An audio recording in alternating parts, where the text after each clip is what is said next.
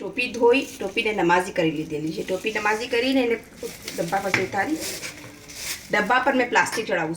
પ્લાસ્ટિકના વાસ્તે ખાસ ઇન્ટરેસ્ટ એવો છે કે વ્હાઇટ ટ્રાન્સપેરેન્ટ હોવી જોઈએ.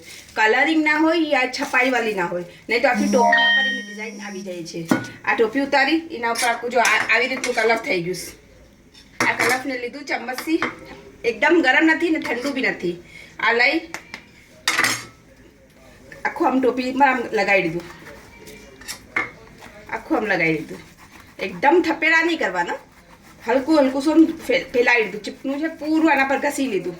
ટોપીના અંદર પૂર્વ ટોપી પર ઘસી ને એને આ ડબ્બા પર ચડાવી દીધી.